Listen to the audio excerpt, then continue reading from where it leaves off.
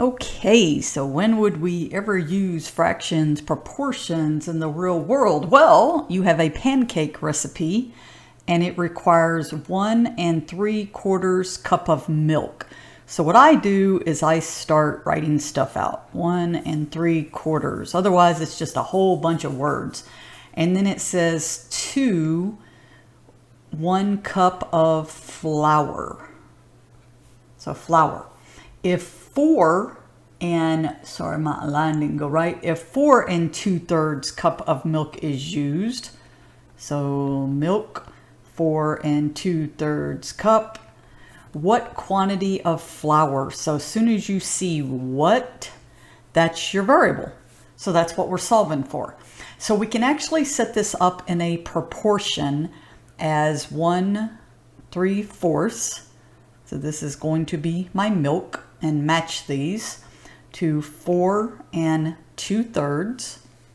And then my flour over 1, and this is what we're trying to solve. So this is my actual x that I want to solve this equation. Now, there's a couple of ways you can do this. I mean, you can move the x over to the other side first. Let's say 1 3/4 x. And how did I move it? I multiplied both sides by x, so it cancels here.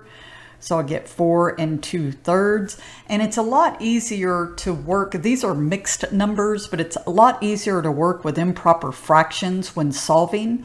And you do that by multiplying 4 times 1. Remember, the dot represents multiplication. And then plus 3. And you keep your same denominator. Don't lose your x. So the same thing here, we'll have 3 times 4 plus 2 over 3.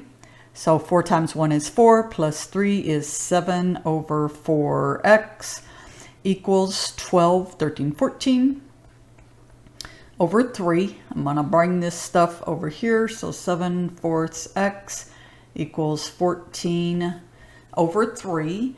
Keep your eye on the prize. I am still trying to solve for x, which will tell me how much flour with 4 2/3 cup of milk. What you can do from here is you can multiply by the reciprocal, 4/7 on both sides. And think about why, because what happens is the 4's cancels, the 7 cancels. So you're left with x. On this side, you could multiply 14 times 4 and 3 times 7 and then reduce the fraction, or you notice 7 goes into 14 2 times, so that makes the multiplication a little easier. 2 times 4 is 8, 3 times 1 is 3, and I can rewrite this now as a mixed number because I don't have an 8/3 measuring cup. I don't know, do you? And so 3 goes into 8. I'm doing this long division, so I believe that would be 2 times. 3 times 2 is 6.